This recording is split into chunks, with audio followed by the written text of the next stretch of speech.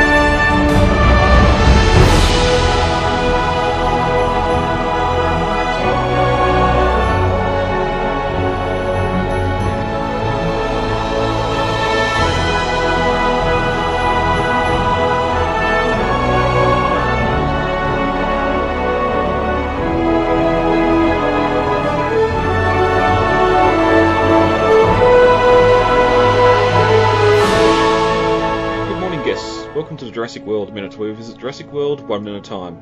Stop by the Innovation Centre where you can dig for fossils and experience the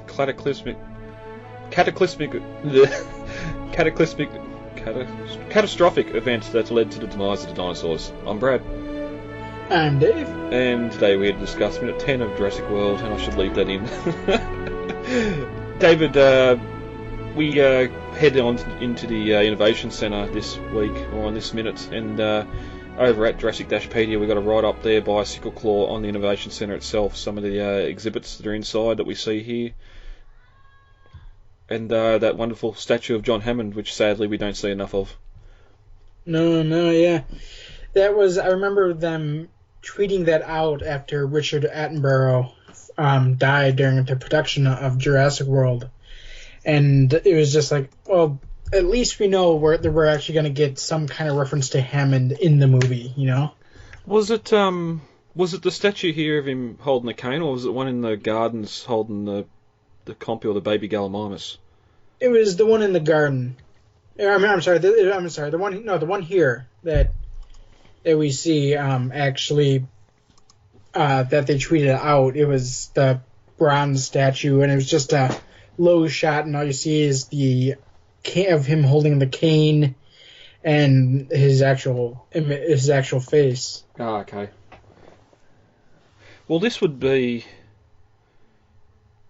with Hammond, the Hammond statue here, and the painting we get in Fallen Kingdom. He's at least referenced by name in every single movie. Mm-hmm. We get Grant saying what Hammond done on Jurassic Park and all that, the speech at the lecture theatre there, and yeah, here with the statue and then the painting in the next film. So the grandfather of Jurassic Park lives through all the sequels. We'll see what they do for Dominion. Yeah. But yeah, bit of a write up here on one of the displays in the Innovation Centre as well. We're going to talk a lot more of it when we get into the minute now, because there's some issues with what's going on in this building. But for Innovation Centre, all that and more, head over to Jurassic-Pedia.com for all the info. Where did you get that? Oh, this? I got it on eBay. Yeah, it's pretty amazing. I got it for $150, but the mint condition one goes for $300. Didn't occur to you maybe that's in poor taste? The shirt? Yeah, no, it did. I understand people died. It was terrible, but that first park was legit. You know, I have a lot of respect for it. They didn't need these genetic hybrids. They just needed dinosaurs, real dinosaurs. That's kind of enough. Please don't wear it again. Yeah, wasn't gonna.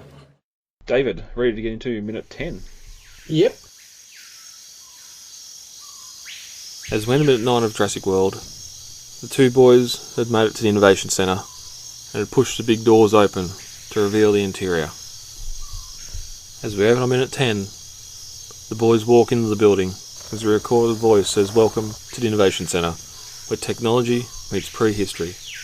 A large hologram of an apatosaur trumpets in the middle of the building. At the 13-second mark, we cut to some kids playing in a sand pit, brushing away dirt from dinosaur bones. At the 23-second mark, a video display shows a massive comet hitting the Earth, amazing all the kids that are watching on. Throughout the building, kids seem pretty amazed by the dinosaurs and what they're seeing. At the 35-second mark, Gray runs up to a DNA kiosk and starts pushing buttons. The four main elements of life come up on the glass display, followed by an image of an old friend, Mr. DNA. At the 48-second mark, Claire yells out, "Gray, is that you?" from on the staircase behind them. And they turn around and finally meet. And as the minute ends, Gray gives Claire a big hug, overwhelming her a little bit. She says, "Oh, you're so sweet." As the glass doors slide open, we get that same recorded voice we heard back at the ferry terminal saying, "Welcome to the Innovation Centre, where technology meets prehistory." It's sort of funny, as the boys are walking in behind them, Zara's on her phone, doesn't realise the doors are about to close on her. Instead of stopping, she tries to sneak through the doors just as they close, which could be another little hint here that Zara's just in the background. I don't think she spoke, except for asking if Gray can slow down back at the Hilton. We haven't really got a lot from her here, and there is a lot of subplot for her that was cut or just not put in the film that I suppose we can get to a little bit later too, with the whole planning the wedding and bachelor party and all that sort of stuff. But I like on these glass doors here, it's got that, what you'd see a DNA pattern to look like, with the different lines, different thickness lines. And as we said before, with the Innovation Centre stuff, you can see here the Hammond Creation Lab sign on the far side of the building, and the great man himself there, immortalised in bronze. As they enter here too, they got the big hologram of the Apatosaurus, which turns and walks towards them. And I wonder if it's sort of a preset program here, when people walk into the building, the hologram, whatever it is, turns as sort of like a welcoming gesture to the building. I don't know, because I mean, for one, how the hologram seems to work is that it's a projection based on which dinosaur you pick on the info selection that's in the corner here on the right side in front of Zara. And on the other hand, though, I mean, you'd imagine it'd probably be easier to have just a pre-recording, and the fact that their arrival here in front of it just happens to be a coincidence. But later on, when we see, I think it's it's Delta, when when Gray presses the Dilophosaurus button and the Dilophosaurus projection props up, it opens its flaps of skin. I forget, it's frill. Frill. I'm forgetting what that was. It opens its frill and it does its attack pose at Delta, which makes her kind of back off for a second until she's like, "Wait a second, that's not really there." Yeah, it's probably just comes down to production and the filmmaking having, as you said, that the officer open or the hologram come up pointing exactly where it needs to. Here, we're entering this building and sort of taking in the wonder of it. Here's this dinosaur or hologram of dinosaur that's just come up, and it is also coming in the direction of the terminal that the little girl just activated, so it is coming in this general direction as well, so it might be just coincidence. But we can see here a lot more of the interior space as well. The spiral staircases on the left and right, they sort of just go up to a higher, like a third-story platform, and just stops. There doesn't seem to be any internal structure of the cone of the Innovation Centre itself.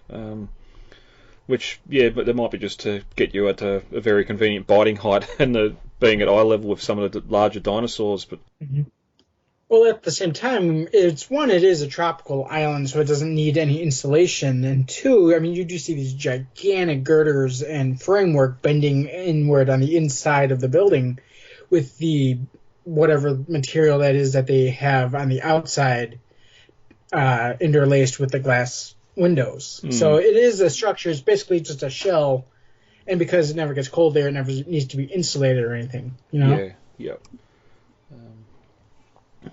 But it's also interesting too. Here we've got the Apatosaur, and we're going to get the Parasaurolophus in a moment. Sort of going for the herbivores, you'd think, or you'd wonder if they have. Well, we know from the Dilophosaur that there are carnivores in the program to come up. I wonder how much of a callback to Jurassic Park would have been if we had the T-Rex here to show. Sort of in the original, we just had the skeleton in the lobby, and now we've got the actual T-Rex sitting there. Or even the T-Rex doing the classic roar pose, or perhaps that would be a bit too much. Yeah, you know? yeah, because we can get to it later. I mean, the T-Rex, we don't get a lot from her apart from that final battle, and it's a shame. Such a pivotal character. No, we don't. The focus of both this movie and Fallen Kingdom really are mostly on Blue and the Raptors, you know? Yeah, yep. But we do get I can't remember if it's from the movie or if it's a production shot of the animals that are available on that holographic selection there. And there's quite a few interesting ones, and it's interesting even further because T-Rex is available as one of them, but it's the male T-Rex that's the image on it. There. It's the Jurassic Park 3 maquette. It's just a shot of the maquette there. Okay. On the innovation layout.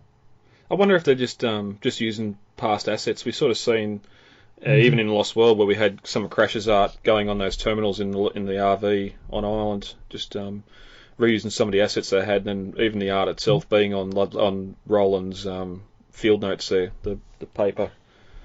Well, Jurassic World kind of had I wouldn't say troubled, but it kind of had a bit of an issue with the production because I know the viral site I'm not sure if they got permission or if they actually stole it, but it used a ton of already established paleo art. And if you look around some of the images on the various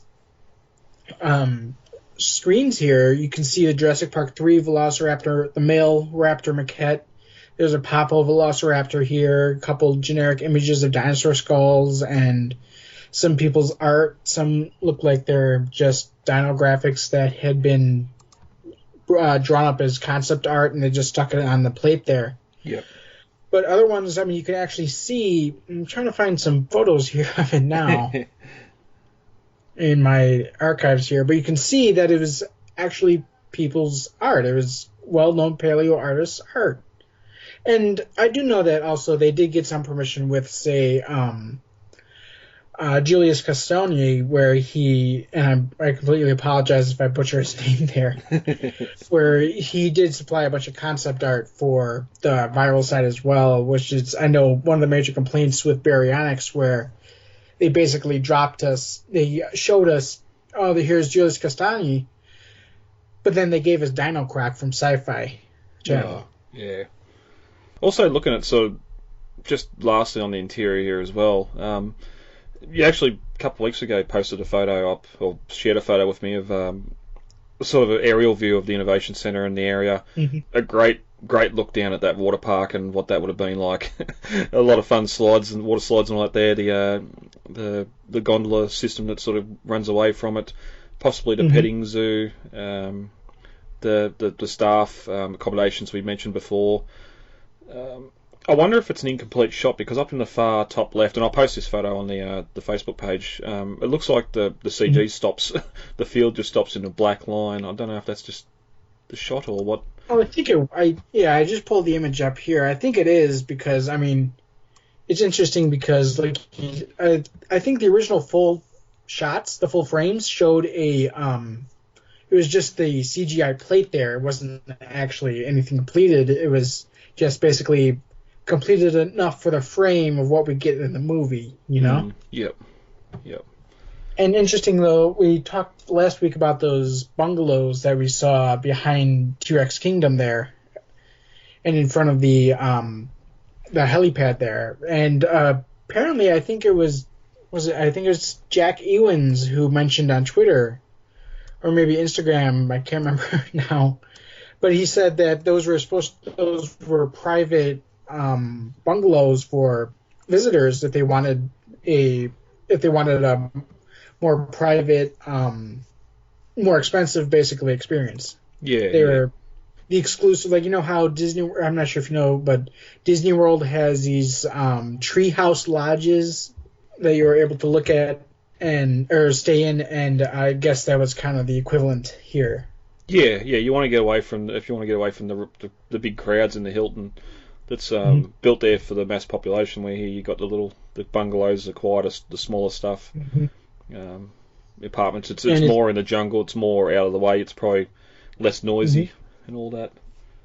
And the interesting thing here is, in this scene, everything here on this first floor is practical.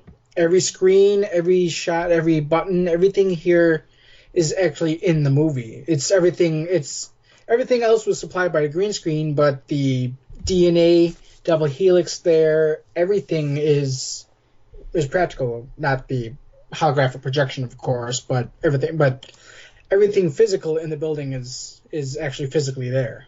Yeah, I'm pretty sure I got photos on my computer of just the inside structure and those massive windows and all that. That's green screen going up into the ceiling. But it's interesting too on this exterior photo, sort of the elevation difference between the Innovation Centre and the control room and that building up there. Just how far they'd have to drop down in the tunnels to get to the Innovation Centre and that. But you mentioned T-Rex Kingdom. We're going to talk about that later because it's just this here sort of starts the whole real location not matching the CG environments that we see later. And we see it there for T-Rex Kingdom, just the 2 or 3 large trees in the amphitheatre section. And a nice little callback to JP San Diego, I think, with the Jurassic Park gates as the main entrance there. But we'll talk about that later. The Innovation Centre itself, you've got the wings on the front of it, but then the whole base is pretty much circular and doesn't extend out much wider diameter-wise than what the bottom of the cone is. So everything we've seen in the Innovation Centre is ground floor, and there's not much to it.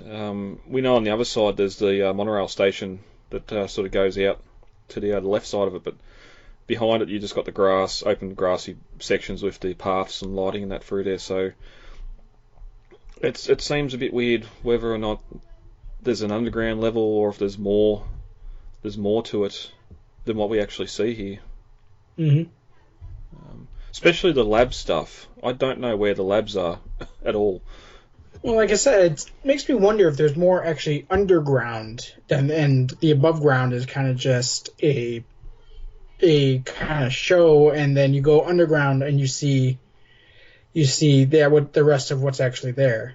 You know? Yeah, and I'll have to keep an eye out later on when we start going to the labs and that, whether or not there's any windows that sort of open out, even if they're just blurry images in the background. But we'll have to keep an eye on that as we go through. But moving on here, we get a bit of a montage with some of the activities in the Innovation Centre itself. Some kids eagerly scraping away at I can only guess it's a sandstone block or something that they're able to scrape away some of the bones here. There's a girl working on a claw here that sort of looks like a raptor claw, but I don't think it's curved enough. And especially as we zoom out and see the size of the skeleton itself, it's definitely not a raptor. It must be a small carnivore of some sort. I don't think we ever really get a good shot of what it is. All we see is like the rib cage and some bones. Yeah. I will say most kids do not have the patience for this. Most kids wouldn't be there with a little puffer puffing at the bones. They'd just be trying to yank them out of the rock. Yeah, I just wonder how practical. Like, you see how many kids are running around, and there's probably half a dozen, 8 or 9 kids here on various sections digging. Does it get reset every night? Do they wheel it out and bring in a fresh one, or has this been going for a few months? Because we see the tail's pretty much fully exposed and intact, so I wonder if they just come in and sweep up all the rubble on the ground each night, and the next day the kids come back and have another go at it. But interesting on the big TVs in the background too. It's got Discover Dinosaurs, Paleontology defines the future. So a little hint there that maybe paleontology is still a thing, and it is still important in a Jurassic World. But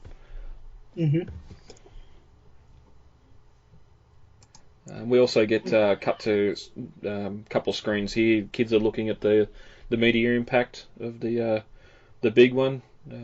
I do like at the same time they're watching that, and sort of you get the glare of the red on their faces as the impact happens, and the hologram of the apatosaur in the background turns and walks away. It's like it's seeing its own demise. And yeah, speaking of going back to the holoscape that we see here, I found the picture that has the dinosaurs where you see everybody in there from the website. And it's kind of weird because, I mean, yeah, you do have the regular dinosaurs, Parasaurolophus, Velociraptor, Pachycephalosaurus, T-Rex, and then you get some other weird non-dinosaurs, like it looks like you got Plesiosaurus here, and Alioramus, and looks like, just judging on the silhouette, dinosaurs that we've heard about, but we haven't seen actually on the island, or we have, but just not in the first movie here, like Baryonyx, Brachiosaurus, Compsognathus, and what was the other one I was looking at here? Oh, never mind. But it's kind of weird because not all of the images actually match up with the names, so it's kind of like, okay, nobody actually expects anybody to see a close-up of the holoscape. So it was just like Apatosaurus has, I think, a generic. Oh no, I'm sorry, I read the wrong. This said Montosaurus. Never mind. I'm sorry. Spinosaurus is another one that's pops up on the holoscape. Well, we do see here, like, throughout the film, little stuff that you really need to be paying attention to, and probably stuff that the production didn't think people would see so in so much finer detail. But we're going to get that in a couple of minutes' time with the maps and that we get in the control room as well. But over the voiceover as the impact hits, we hear that it's 100 trillion tons of TNT, which I don't think we can recreate that with a nuke. That's a world killer, something like that. Well, it technically was. Yeah, yep. I mean, it wiped out. What was it? 85% of the population of every animal on Earth. Yeah, yep.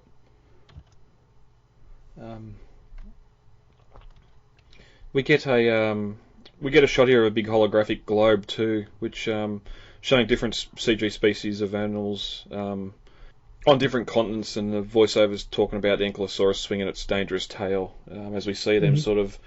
It looks like on the around India before it split off there, but it's sort of freeze framed here too as we see them. The little girl looking at the Ankylosauruses. There's a photo, like a kid's drawn a dinosaur on the back wall, which is really weird. It's got a dolphin tail.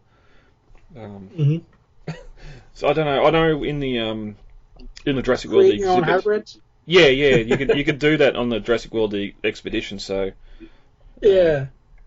So that's I think what it is that you can submit your artwork basically, and I do know a lot of museums that do this, and they can project it up onto a screen or something. You know? Yeah. But that's when we cut to Gray running through the building.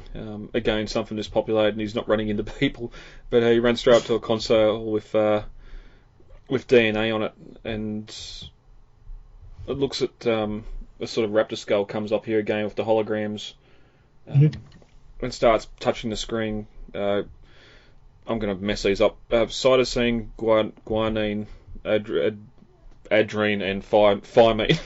I had to look at the novel to get them because the way I spelt them going off him was completely different. But the four same things that are in everything that ever lived, which is your classic DNA sequence you see. And here, as he's touching the screen, you can see sort of the bonds and all that DNA stuff there.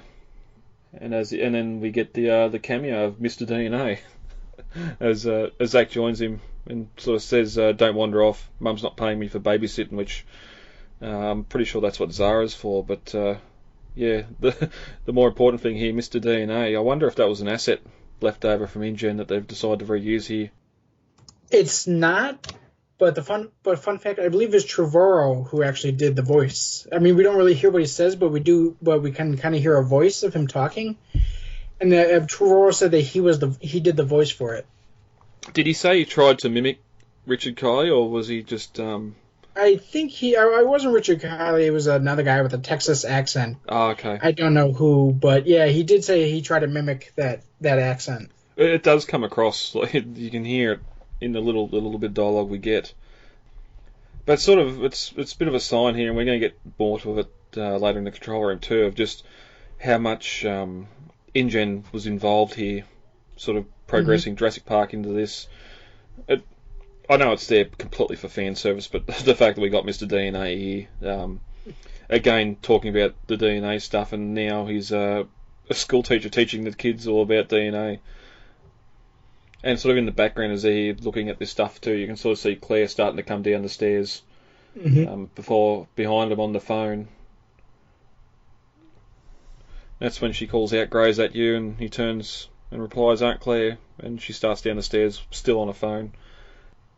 And as the minute ends, Gray runs up and hugs her, and it's a bit awkward, but she's been overwhelmed. She says, "Oh, how sweet."